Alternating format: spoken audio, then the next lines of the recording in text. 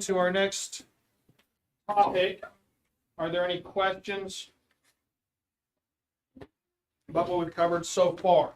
If we haven't covered it, don't ask because we're getting started. But What's the difference between a credit union and a bank? Because you mentioned banks, so what's credit union pays higher. The depositors there are part of they essentially receive more of the interest back than a bank would give you. There's more differences than that, but essentially you're a part owner in essence of the bank, so you get a higher rate or lower rate loans theoretically because they're making less overall than a bank tries to make. they still say they're a member of like a bank with an FDIC? Is that a FDIC is the Federal Deposit Insurance Program.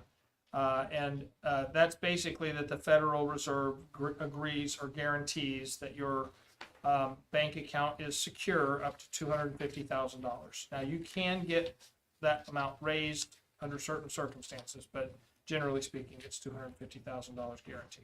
So, Is crypto an acronym? no. When they put dead bodies? Dead bodies go in there, yeah. I will get into crypto later in the week, more specifically. And I will go through, because crypto is a broad term. It means cryptography is where it comes from. All right. So the idea is, if you think about Bitcoin, for instance, they mine it, and the way they mine it is it's essentially there's a cryptographic code that has to be broken, right? So they have algorithms that work to break this code, and each time that they break a code, it forms a 1 Bitcoin, for instance, would be, well, now it's 4.5 actually. It was 9 and it got cut, or is that right? 9, it got cut in half, 4.5 now, something like that. So that's what they call the halving. Every 4 years, the amount of rewards for solving the problem or the code gets cut in half. Okay, so that's where the term crypto comes from, is cryptography. But there's a difference between cryptocurrency, which is what Bitcoin would be, intended to be, a form of currency, decentralized, non-controlled, non-government controlled currency, and blockchain. Blockchain, like Bitcoin, operates on blockchain, but it is intended to be a currency. The purpose of blockchain is to keep an unalterable record, and so it is a transparent public record of every transaction that happens. And then there's a difference between that and another big term in that industry is called DLT, which is distributed ledger technology. And you guys use distributed ledgers probably if you've ever used Google Sheets or Google Apps, things like that. You're using a distributed ledger, meaning that maybe you have a ledger that you can add. I could add Joseph, and we could be on this shared file where we can both make changes, and it records it for both of us can see the changes that are made. And so distributed ledger, public distributed ledgers are probably, in my opinion, the most important of all the things that fall under this, but they're not actually cryptocurrencies, right? There's currencies, and then there's commodities, and there's ledgers and different things like this. So they all function under that umbrella, but they serve different purposes. So we'll get into that. Any other questions?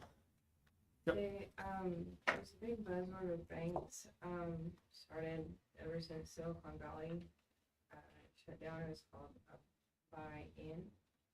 bank buy-in, where they close the bank doors, they empty out all the bank deposits and everything, and then people don't have their money. It happened a lot in South South Africa. Mhm. But I don't know if that's gonna be a thing. I think that small and local regional banks are more likely to have that. So you're probably safer with the big five in the sense of the federal government's not gonna let them go under. They can't let them go under. I'll explain why later.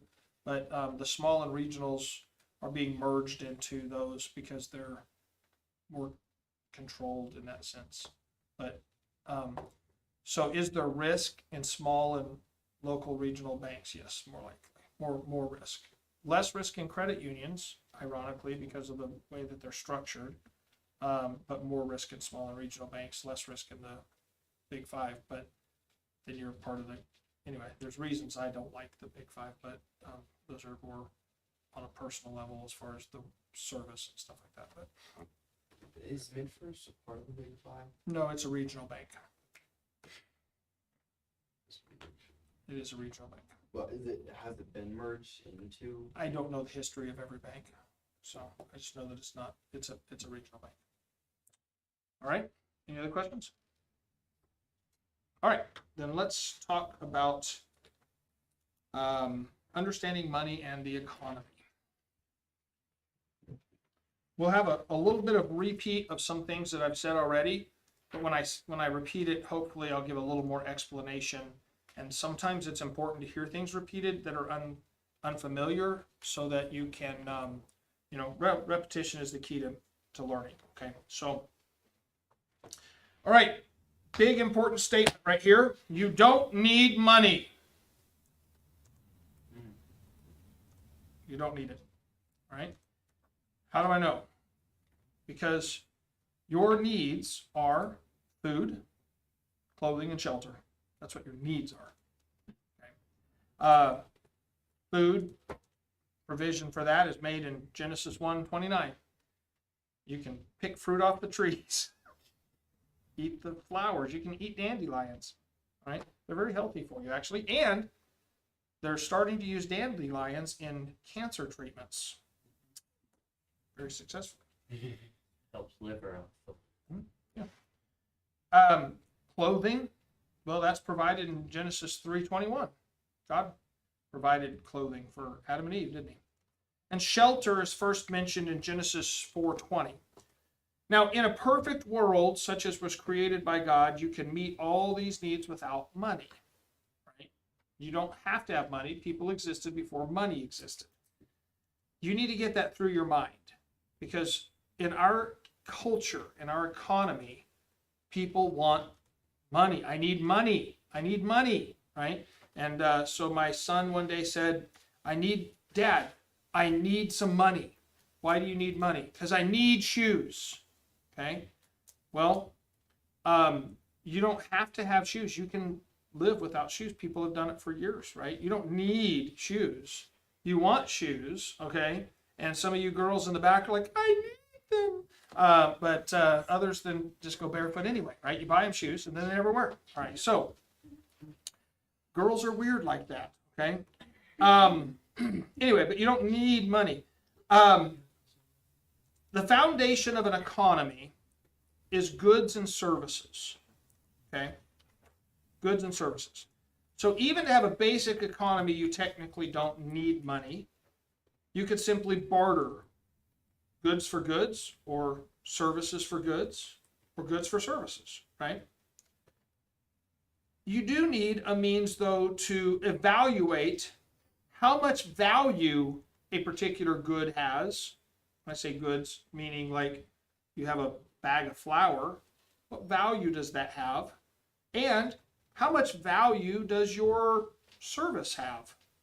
Maybe you know how to fix a car, okay? What value is there in that skill?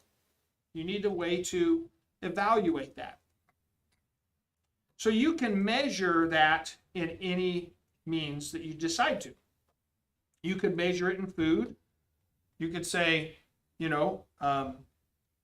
mechanic work is worth 1 cookie an hour. You could do that. There's no reason you couldn't do it. Okay. You could evaluate in livestock, right? Your mechanic work is worth, $1 1 gerbil an hour. Sure. 5 gerbils to a guinea pig, and 7 guinea pigs to a potbelly pig. Whatever you wanted to do there, right? You could value it in land, or you could even value it in promises, and that's actually what we do. You have any cash in your wallet? It's called a promissory note. What's the promise? Nothing.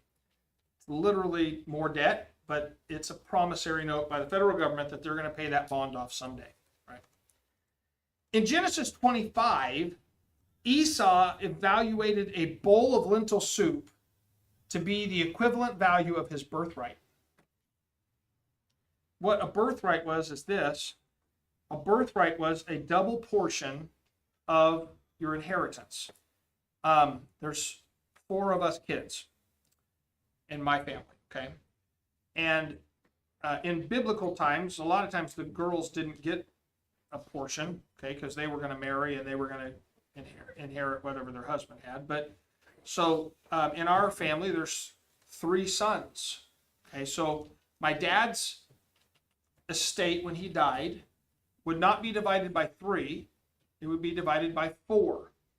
And as the oldest son, I would get that extra part. So I would get half of his estate. My brothers would each get a quarter. That's how the biblical birthright system worked. Think about that for just a second. How many sons did Isaac have? 2. That means the estate would have been divided by 3, and Esau would have gotten 2/3. And he traded 1/3 of his wealth away. He didn't trade all of it. He still got 1/3. But he traded 1/3 of Isaac's wealth. Isaac was a very wealthy man. That was a very expensive bowl of soup. Okay? But at that moment, he said, it's worth as much as 1/3 of my father's possessions. That's exactly what he was saying. Okay? So that's quite a value that he placed on that soup. The idea of a measure of value in exchange is the foundational concept of money. We talked about that earlier. To flow through, right? Or to pass over. A means of exchange or flowing through the economy, right? Liquidity. So that brings us to an interesting concept about value. What makes something have value? And the first part of this is what's called demand. That's the first part of value, demand. Have you ever heard of this law of supply and demand? All right, it's backward. Demand comes first. Because demand determines value. Okay? Is there a demand for it? If there is no demand for it, it has no value. Period. No demand, no value. It doesn't matter how much or how little of it there is. Okay? That's going to affect value in just a second, but demand is the first part. Okay? Do people want it? If so, then it has value. The second part of value is supply. How much of it is there? Is there more than enough to go around? There's plenty of it. Everyone wants it, but there's lots of it. The value is going to be lower. Okay? Why is a house on the beach worth more than a house 10 miles inland? You like the beach. There's only so many beachfront properties, right? There's more 10-mile inland properties than there are beachfront properties. Okay? And it's more desirable in theory, right? And so we want that smaller amount supply with a great demand, higher price. Getting that? Okay. So these questions determine the value anything has. In the illustration of Jacob and Esau, there was a demand for food, but there evidently was only one source of supply. There must not have been anything else to eat. Can you imagine that here he had this bowl of soup, and Esau said, it's worth 1/3 of my father's wealth, if right next door there was another pot of soup that he could have had for free? Would he have given away his father's 1/3 of his wealth for soup he could have had for free? No. So there had to be a limited supply in order to create the value. Okay.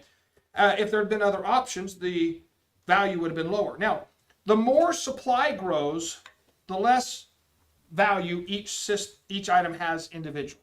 So the more, even if there's a high demand, if the supply grows enough, it lowers the overall cost or value of that because there's plenty to go around. Okay, reaches an equilibrium. That concept of value is applicable in everything in your life, and especially in money. It's the most basic concept of money or currency and an economy. At its foundation, money is really a social agreement to value things on a single standard so that we can put a value on anything. Okay?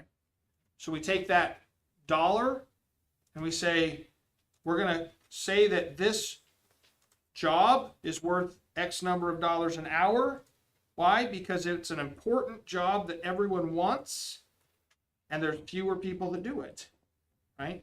And this bread is worth this many dollars. Why? Because there's so many people that want it, but there's lots of it, so it has a greater value or lesser value.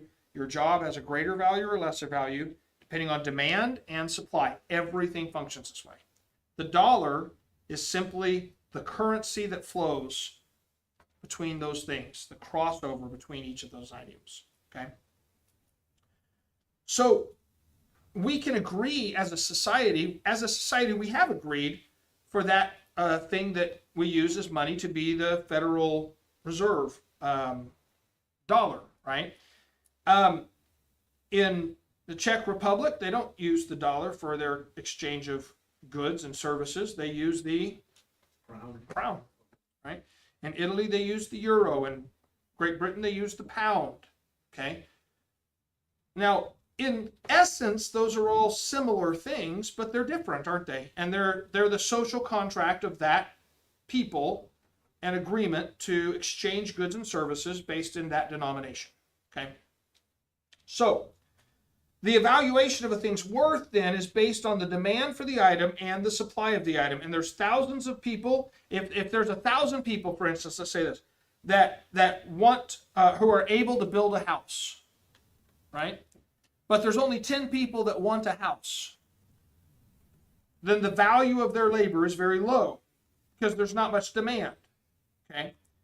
However, if there are 1,000 people that want a house and only 10 people can build it, the value of their labor is, you getting the concept? Okay, this is, guys, this is so important. If you don't get this, you're going to waste a lot of your time and energy and effort and money, okay? The agreed upon standard of exchange, money, is applied to the law of demand and supply to everything to determine value. And value is the most key phrase here, key word, okay? So the same standard can be applied to money itself. If we all agree to use potatoes as a standard of money, right, then the value of potatoes would fluctuate based upon their abundance or their lack. Fair? Right after harvest, there's lots of potatoes. The value of potatoes is lower. But right before harvest, most of the potatoes are used up. The value of potatoes is high. Why? Because that's what we agreed to use as a standard, and there's not much of it. You get in the picture here? See what we talked about earlier with the dollar devaluation and inflation and all this? Okay. So, presumably, that might seem like a silly example. However, all throughout history, there have been times when potatoes were used for currency. As a matter of fact, in Amsterdam, in the Netherlands, there was a point at which they used tulip bulbs as currency. And you could buy a house for a particular tulip bulb. All right? That seems absurd, doesn't it? Because tulip bulbs are really cheap now. Why? Well, there's a lot of them. Right? But at a point in time, it was a very specialty thing, and it was worth a whole house to have just one of these type of tulip bulbs, all right? So while it might seem odd, commodities have been used like that for all the time. Salt, for instance, has been used like that. Rocks, Seashells, beads, famously bought Manhattan Island, right? Some beads. Ironically, the key thing there is the tribe that sold them the land for the beads didn't have any concept of land ownership, so they just thought they were giving them beads. They didn't have any, land ownership idea, so they're like, yeah, give us that. And sure, you want to stay here, whatever, weird white guys. So we stole it though, of course. Copper coins, clay coins, silver coins, gold coins, cash, dollar, printed dollars, and all that type of stuff. They've all been standards that have been agreed upon, but it could be anything agreed upon. Cryptocurrency. Someone said, I heard a guy say, I wouldn't use that. Magic computer money doesn't even exist in real life. All right. Remember where real money comes from? The money that he thinks is real, 97% of it doesn't actually exist except for in the ether here. Okay. It's the same. It's actually more real because each cryptocurrency has a code that identifies it specifically, and there's only so much of it. That's why Bitcoin has a high value, by the way. Only 21 million of them will ever exist, and each one of them has a designated code that identifies it. Not like the dollars in the bank that kind of just exist in the ether, right? So that's why it has value, actually, if people agree to allow it to have value. And because the value of the U.S. currency is so low, and there's a limited supply, more and more people go, hey, my dollars are losing value because they keep printing so many of them. They're not making more of this. So I'm going to have this, and that's why the price of this goes up. Okay? And that's all demand and supply. And the more people that want it, the higher the value will go. And the lower the worth of the dollar, the more it'll be cost, more dollars it'll take to buy it because there's a limited supply. All right? Concepts. Those are important concepts. So I'm not trying to endorse cryptocurrency, by the way. I'm just trying to explain economy. Okay? And it all works the same way. Okay? So the general problem with this system is that as the supply of money grows and shrinks, it affects the value of everything. So there needs to be enough supply of money to provide liquidity, the word we used earlier, to the market, and yet a limited enough supply of money to keep the market stable. High inflation, bad. Okay? Crashing economy with no liquidity, bad. So they want to keep the economy stable, things moving through the economy, liquidity, without causing significant inflation that makes everything cost so much more. All right. And so throughout history, governments generally have made the same mistake. It literally happens over and over and over again in history. So government wants to fund a war or a building project. They want to build the interstate system. They want to get out of the Great Depression. So we're going to print money, and we're going to pay people to build roads and parks and these type of things, and that injects money into the economy, right? And because we're paying them to do this work, or we're paying for this, we're paying for that, or we're going to go to war. We got to build tanks, so we got to pay someone to build the tanks, and we got to pay someone to make the bullets, and we got to pay the soldiers to go over to fight the war for us, and all this type of stuff. So there's this need, if you will, for money. So they can generate money in one of two ways. They can tax the citizens to fund the project, and that's usually where they start. That's why the U.S. has a tax, right? Income tax was started to fund war costs and such. And then what happens is you start raising taxes, and it disincentivizes people's work. The higher the taxes are, people, and as we have a graduated income tax rate, and someone that's making, let's say, $1 million has to pay 40% income tax, and someone that makes $80,000 has to pay 5% income tax. And there's a certain point at which someone goes, I'd work harder to make more money, but I just pay more in taxes, and so I'm just going to stay right here. And so ultimately what happens is it begins to disincentivize the economy. Okay, and we'll explain it more domestic product here in just a few minutes. But so governments tax, but it disincentivizes work. But then secondly, it makes people mad. Nobody likes to pay taxes anywhere in the world. They all hate taxes. And so the government says, if we raise taxes again, they're probably going to kick us all out of the country and maybe without our heads. So how else can we get money if we don't raise taxes? We can just print more. We'll just make it. We'll make it up. We'll just make up more money. And the citizens are happy because immediately there's more liquidity in the market and everything's easier, right? It's easier to get loans. It's easier to buy a house. It's easier to do this. It's easier to do that. Everything's good. And nobody's mad. Everyone's happy with the government because everything's easier. There's more money. And they don't see the change in their pocketbook right away. It's gradual. It's 1% this year, a couple percent next year. It's gradual at first, okay?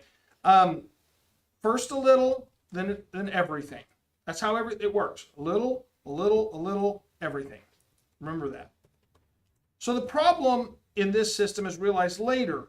There's more money in the market than there was before. The increased supply of money means that each piece of money is worth less than it was before. Demand and supply. And that causes people, because the money's worth less, people raise their rates for the price of food and services because the money has less value than it originally had. And that creates inflation. And that's caused by increasing the money supply. However, the government soon learns that it can also just keep printing money forever. Who's going to stop them?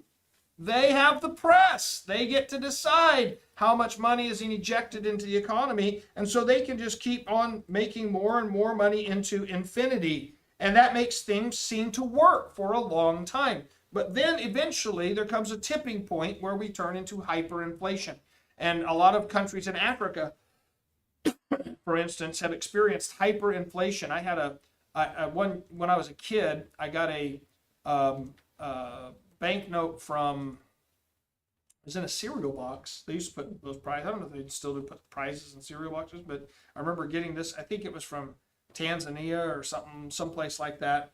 And they had gone through hyperinflation. It was a $1 trillion note. It was real.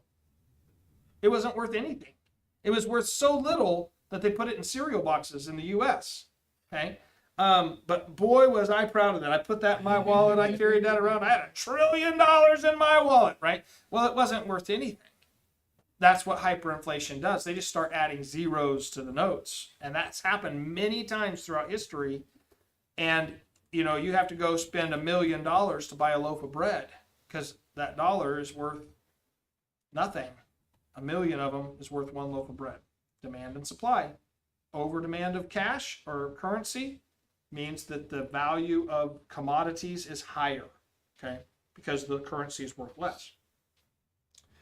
So all this works right up until the time where everyone realizes there's so much money that it literally has no more value than rocks, And then the agreement to use the currency falls apart and there is an economic collapse. And make no mistake about it, there will be an economic collapse in the U.S.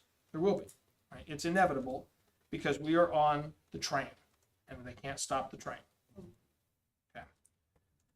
Society then has to find something new that they agree on to value to use for the exchange of goods and services. In the meantime, we continue on in blissful ignorance of the coming collapse, hoping that this time it's going to be different. Because this time we have smarter people in office. Right? Always going to work. It's going to work this time. All right. So liquidity of the money supply is like, we might use another analogy. It's like grease in the cogs of a machine. It makes it move smoother, right? It makes it go better. And so there needs to be enough liquidity in the money supply of a society to keep things moving easily. But you put too much grease in the machine, and it makes a big old nasty mess, right? And it creates problems. So liquidity, the amount of money available, tends to run in a cycle in our day based on two factors. So this is the factors for liquidity. These are important. First, the government slows the printing of money at times to increase it, and at other times to moderate the rate of inflation, okay? Up and down. And the money is made available to the banks, as we said, to loan into the economy, or it's spent on government projects, which is also created through the same government bonds. And the second source of liquidity are the existing stores of money, the bank deposits we talked about before. liquidity is impacted by how much money is being held back from investment by wealthy people or large corporations or even by you. Okay. Okay. Here I am. I have $1,000, right? Remember back in COVID when we all got checks for just existing? Okay. And they sent this check to us. They said, this is a stimulant check. Stimulated what? The economy. What did they want you to do? Go spend it. Why? Not enough liquidity. We need more liquidity. Go spend this money. Here's free money. Free money. We're sending it to you. Go spend it. And now there's liquidity in the economy. But what did some people do? Well, they put it in the bank. They saved it. He's at Well, they did that too. But some people, fewer people, Walmart. put it in the bank and saved it, right? Or put it in the stock market. Why did the stock market drop precipitously and then all of a sudden go boom like this? Because there was a whole lot of liquidity injected in people's hands and they said, I'm going to invest it. So they bought Tesla, they bought Apple, they bought, whatever. And they bought the stocks and the value of those stocks skyrocketed. Why? Because of all the money that flooded into the stock market. And as the money flooded in, there's only so many stocks, but there's a lot of money. So the value of each stock went up. You getting the picture? All right. It happens. Every system works the same way. That's why I'm trying to explain it in a lot of different ways so you understand how it relates to everything. Okay. Almost got a bigger stimulus check than we did if they got Tesla stock. Well, there was a time when Tesla stock was pennies, dollars, at the beginning of when the crash happened, it was pretty low. It's split twice since 2020. Yeah. So and it's dropped recently. I don't know what it's at now, but it dropped some. I don't follow Tesla too much, but anyway. Okay. So as I invest my money, that injects liquidity. As I spend it, basically, okay, put it in the market, it injects liquidity, or as the government spends money on projects, it injects liquidity. And the economy, it greases the wheel, so to speak, makes things move fast. So to evaluate the amount of liquidity that's needed, you need to understand what's called gross domestic product, or GDP, okay? Gross domestic product. You ever hear them talk about GDP? GDP growth was XYZ this year, right? The GDP has slowed. Slowest GDP we've had in years right now, okay? Well, what is GDP? The gross domestic product. It means it's how they measure the total economy, okay? And the GDP is the total amount of products that are bought and sold in the economy. So you have a desire every year. What they want is they want the GDP to increase, and that means the economy is getting better. If the GDP decreases, the economy is getting what? You got it. Okay. So they always want the GDP to go up because they got to get elected. So they want to be able to say, hey, look at that. The GDP went up, our gross domestic product, how much money was generated in our economy by buying and selling stuff went up. That means the economy's better. You're better off now than you were 4 years ago. You ever heard that? You're going to hear that over the rest of this year. You're going to hear Donald Trump saying, were you better off? Are you better off now than you were 4 years ago? No. Inflation has eaten away. The domestic product, GDP, has fallen, right? And it's flat and it's not growing, and you're not making more money than you were, and things are costing more than they did, and all that type of stuff. Okay, so what actually makes the GDP go up and down? Well, the GDP is a product of two things, okay? First is the workers, or the people working, all right? So it's a product of people times productivity. Okay, so GDP is people times productivity equals GDP. Okay, so What does that mean? If there are 100 workers and each worker can produce one product for sale, the value of each of those products times the number produced is the GDP. Okay, for that company, how much that company's producing. When you take all the companies together, that's the total GDP for the country. Okay, how many people are producing how many items for how much value, right? So if you want to increase GDP, you have to either increase the number of people making items or the productivity of each person making items. Got that? Either one of these needs to go up for GDP to go up. Here's the problem. Productivity has, in the United States, has basically been stagnant since the 1970s. That's why, by the way, that the Chamber of Commerce has always been against stopping illegal immigration. Because the only way that they knew how to increase GDP is to bring in more workers. Think about what's happening right now. Baby boomers are retiring, right, at faster and faster rates, but they're the largest generation. We're having fewer children. That means we are facing an inevitable decline in population. Declining population means fewer people working. And if productivity doesn't increase, that means the gross domestic product, how much we're producing for sale, will go down. It has to. Okay? So, in order to cause this to either go up or at least stay where it's at, if productivity doesn't go up, we need more workers. That's why they're pro-illegal immigration. Okay? Now, there's another method or reasoning. That is, we can get them in, those people in here, we'll give them citizenship, and then we'll retain power. Okay? But that's a more recent concept. This has been, there's a reason why in the 1960s, 70s, 80s, 90s, early 2000s, they could just never figure out how to seal the border. It's not like they haven't campaigned on it every year since I've been alive, right? They all campaign on it. Even the Democrats used to campaign for it, and still no one did it. Obama campaigned on closing the border. That's how recent. Obama. Trump. Biden, no. But up till literally 2020, every president campaigned on closing the border and none did it. Why? Because they knew this. Drop the number of people coming in to take jobs, you reduce the GDP goes down, people aren't happy. So you give lip service to it, but you don't do anything about it. All right.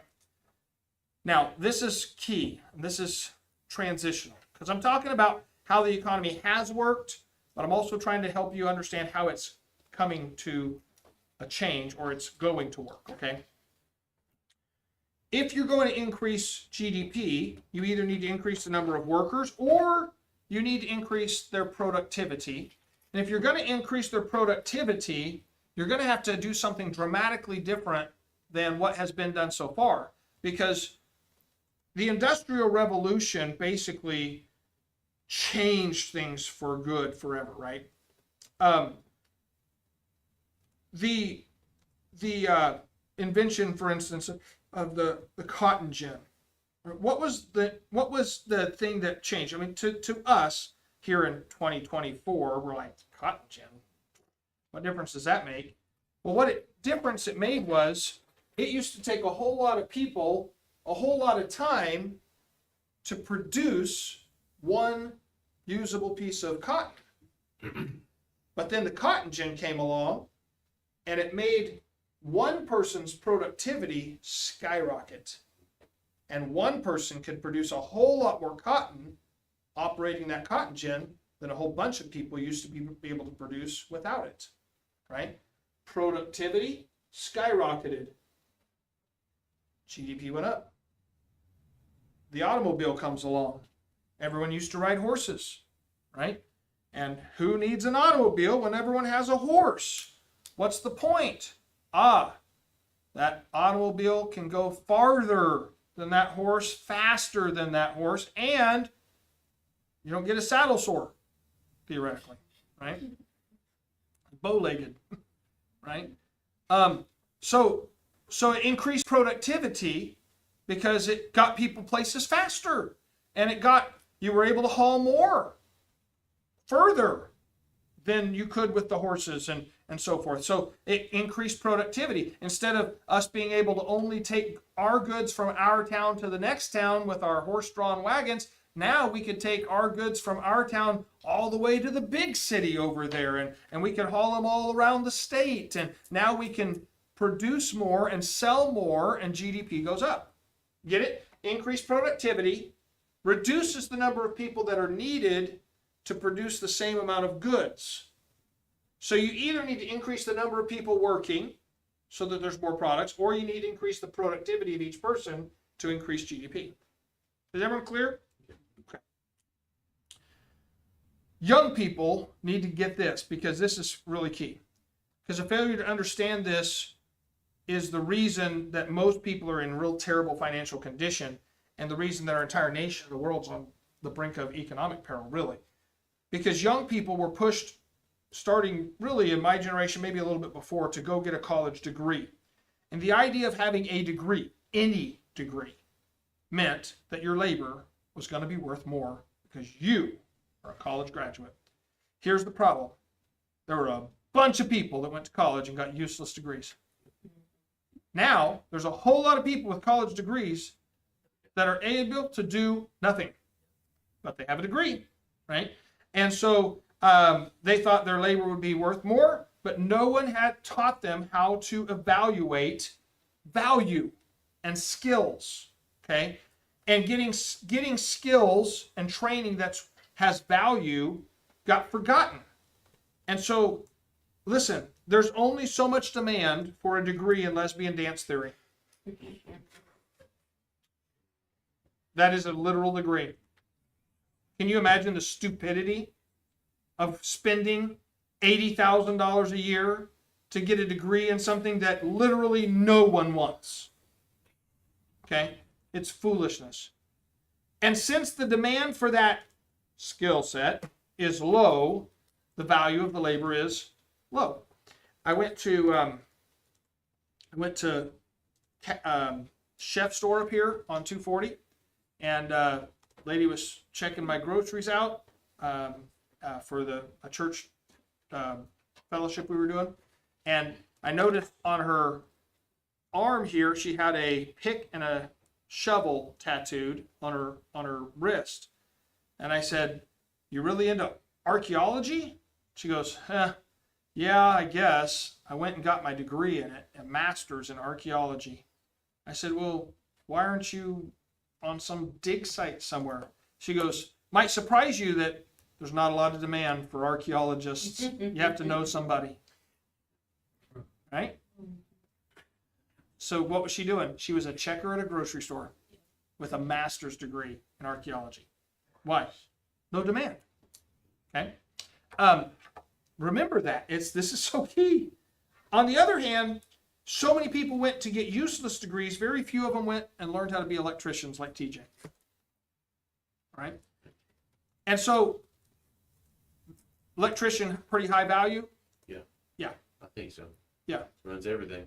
Just like you, high value person. That's right. Right? So labor went up for things like electricians, plumbers, right? Cost. Why? There's just not as many people around. There's very few in the market to hire, and more than that, those that are actually really good at it can charge even more, right? And the reality is that someone goes to college and spends $300,000 in debt to get a degree that they can't get a job for, and another guy goes right out of high school to Votech for free, learns how to be an electrician, starts doing electric. Within 4 years, he's a journeyman. Within another year or so, he's owning his own company and he's hiring people, and he can become wealthy, very wealthy, Okay, why? Because he's got a skill that is in high demand and he's good at it. And there's not many other people doing it. Okay, you say, well, there's a lot of electricians. Just try and hire one. They're busy. You know why? There's not as many as you think. Okay, and so they get you on the schedule. We'll be there in 6 months. That's not uncommon. You might think that's a crazy statement. Is that crazy? It's not crazy, but that's usually just them like, hey, you're not important enough. Right. That's true. But why can they say that? Because they've got better paying jobs. That's it. See, they can choose what kind of work they want to do and who they want to work for and how much they're going to work for. They can choose that because there's not enough of them. If there were more electricians, the value of each electrician would go down. And that's just the reality. Okay. But there's not. If you're thinking about a career, you're thinking about making money, you need to look at the economy and find out what is most people trying to learn how to do, and don't do that. I'm serious. Don't do that. You know why? Because there's going to be too many of those. Right? Look around and go, why are there no one over here learning how to do plumbing? Well, I don't want to be a plumber. Anyone can be a plumber. There's only 3 rules. You can verify this, Cameron, all right? 3 rules to being a plumber, okay? Number 1, stuff runs downhill, okay? Number 2, paydays on Friday. Number 3, don't lick your fingers, all right? And that's the 3 rules for being a plumber. Now, is that right? Yeah, it is. Got 2 of them. He's still working on the 3rd one. All right. So here's the thing. You look over and you go, man, there's not a lot of people learning how to do plumbing. Plumbing, the wages for plumbers is going up. Go get that job. Say, well, that's not my passion. Forget about that stupidity. I guarantee your passion is actually being able to make a car payment and a house payment. For reals. Okay?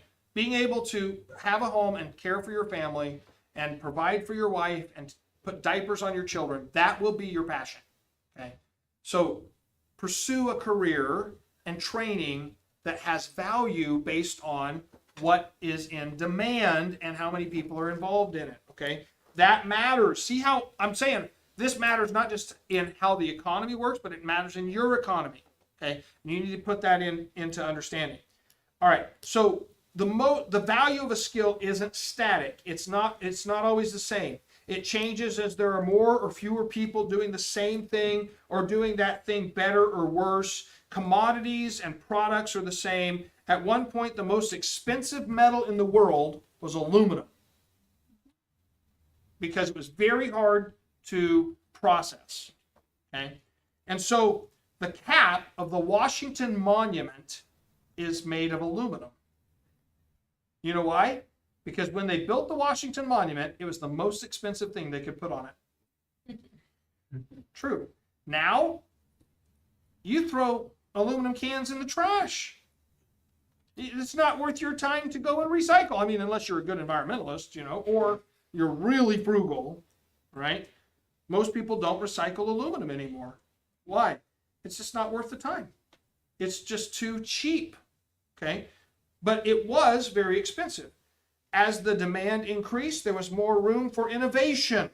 And as innovation increased, new technology came along and made it more efficient to process. And as it became more efficient to process, it became cheaper. Okay? And so that's the process. They outdid themselves because now it's too easy to make. So innovation and new technology are successful if they solve existing problems in a better way than existing solutions. Really hard to process cotton. We invented the cotton gin. Now it's really easy to process cotton. High demand for cotton gins, but the value of cotton started to decline, right? Cotton gin prices go up, cotton itself prices go down, okay? New technology, taking away old problems, and now creating new demands. Say, well, think about all the jobs that were lost. All those people processing cotton lost their jobs. Right. but new jobs were created. Someone had to make cotton gins. They needed to make more of them because there was a demand for them, right? So you can go from processing cotton to making a cotton gin. And not only that, someone needs to sell those cotton gins and someone needs to transport those cotton gins. Demand for that goes up. So jobs are created there. Not only that, someone needs to maintain those cotton gins because they're going to break down, right? Someone needs to stock the parts for them and someone needs to deliver those parts and someone needs to put those parts on. So while cotton processing jobs went away or were reduced because fewer people were needed to operate the gins, all the things to maintain those. So if you were a kid in that day, would you have been better to go and say, hey, I'm going to be in the same business my dad was, cotton processor, hand cotton processor? Or would you have been better to say, I need to learn how to fix cotton gins? What's going to be in higher demand? You get it? Technology, okay? So doesn't mean you should jump into whatever.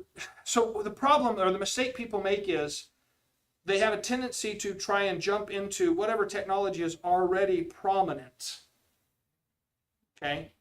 But the prominent technology today is going to be replaced by a future technology, okay? Now, maybe there's still high demand here, but there's going to be more demand here. Okay, you following what I'm saying? Right? So that change over time matters, and you have to be ahead of that. You have to be mindful of that. And so even in a career, you want to be training for whatever's coming down the road. You ought to be training for that. You ought to be preparing or planning because that's going to replace some job that you may be doing. Okay. On and on we see this. Each of these things transforms in their own right, and really there's constant attempts to solve a problem that was created, which is essentially the problem is always bottleneck of GDP. It quit going up, right? And we got to figure out how to make it go up. Now, this is quite literally exactly where we're at right now. In 2008, we had a financial crisis, okay? The mortgage debt crisis. And the government just was tired of dealing with crashes. And they're tired of going through this process. And they just said, we're just going to spend our way out of it. We're just going to turn on the money printing machines and we're going to just put so much liquidity in, people are going to spend, and we're just going to jump out of this. It happened to coincide with the release of the white paper of Bitcoin, the initial paper, and when Bitcoin started to be processed. Initially, very low demand. You ever heard of Bitcoin Pizza Day? All right. Bitcoin Pizza Day is a Bitcoin holiday that celebrates the day that a person bought a pizza with Bitcoin. One pizza, 10,000 Bitcoin. Bitcoin today, right now, is right under $70,000 per Bitcoin. Someone take a calculator, tell me how much they spent today's money.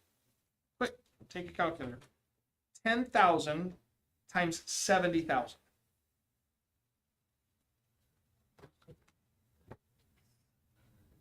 $700 million.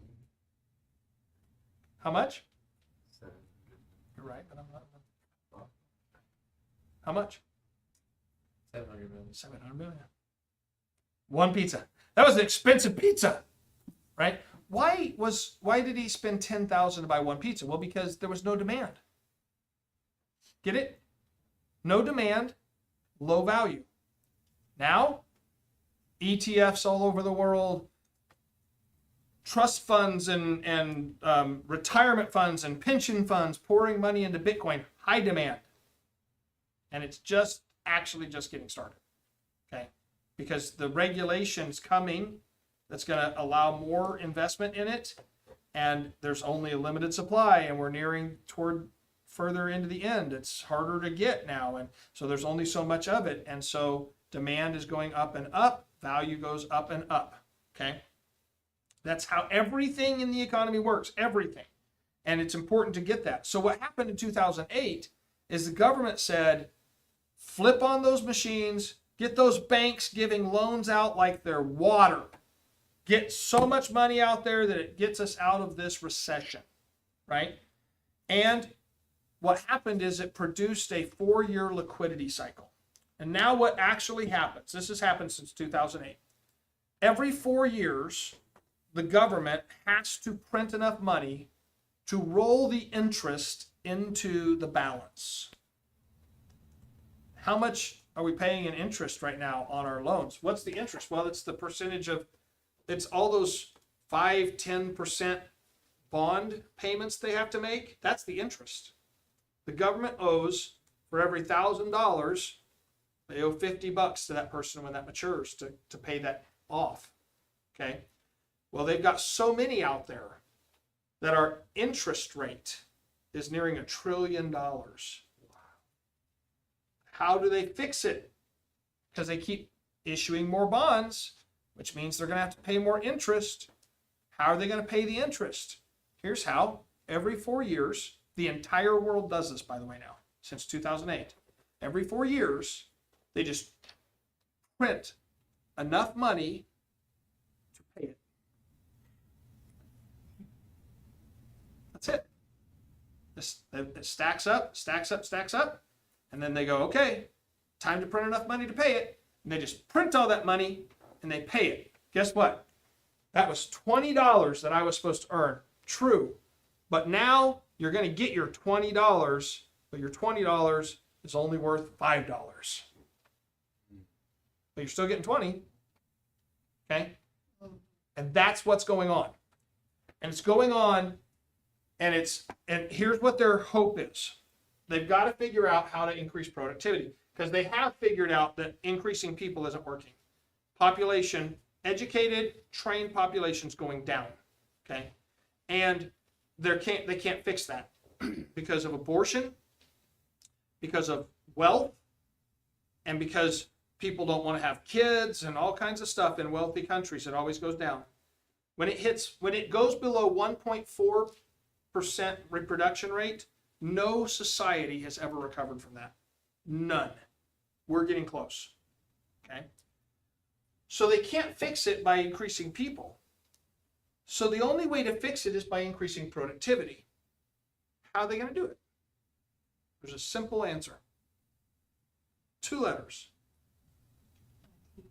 AI. Yep. AI. Artificial intelligence. That's why they're pushing so much to get artificial intelligence. Because if we can get artificial intelligence, it'll replace a lot of jobs that we have people doing right now, right? That means fewer people will be needed to do those jobs. Productivity for those jobs goes up. And these people, there's fewer people, but we need fewer people. They just need to be retrained to maintain the equipment or whatever is produced. Just like I said with the cotton gin, these people that used to process cotton don't have a job, but they do. Now they build cotton gins and this type of stuff. So they're going to reshuffle the people. They're going to increase productivity with AI, and they can produce more GDP with fewer people. And that's exactly what the Industrial Revolution kicked off. We're in the 4th Industrial Revolution, and it's AI and crypto and all that. Okay. And crypto, make no mistake about it, crypto is an integral part of the AI push. Okay. You're getting ready to see, and I'm talking to adults here and teens, you're getting ready to see a massive shift in the economy. It's going to be maybe bigger than what the impact of the cotton gin made.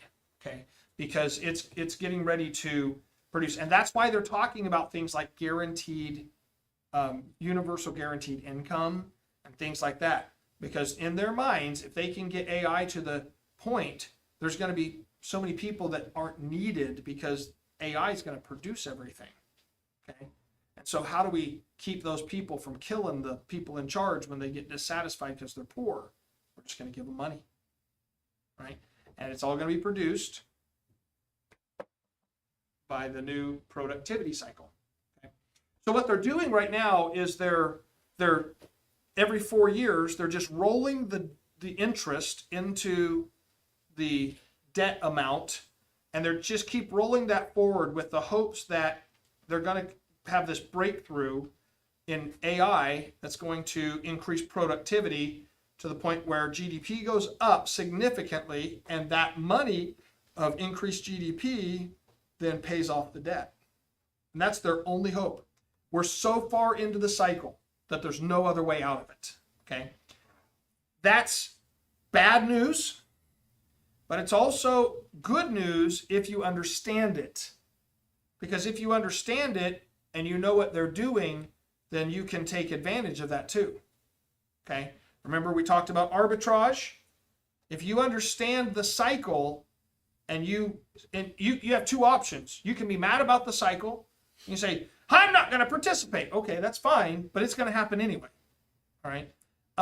Or you can say, okay, I see what they're doing here, and what are they trying to accomplish? And then you can act accordingly to position yourself to benefit from what they're trying to accomplish. And that, friends, is exactly what's happening in the stock market. As the stock market goes up, people are getting wealthy, all right? And as crypto has its bull runs, there's a reason it's a 4-year cycle. Crypto cycle and liquidity cycle are synced, okay?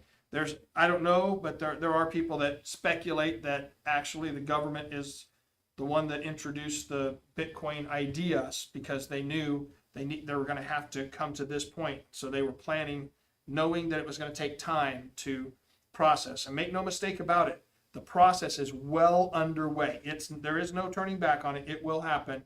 It will transition. Now, as a Christian, you might go, that's kind of scary. We're coming to the end. That's not scary, guys. That's exciting. We're coming to the end. Amen. And we're going to get out of here. Woohoo! All right. So, but in the meantime, we do have to eat and wear clothes and live in a house and pay our bills. And more importantly, fund worldwide evangelism. Right? And so how are we going to do that? Well, we're going to be wise as serpent, harmless as doves. We're going to understand how the system works.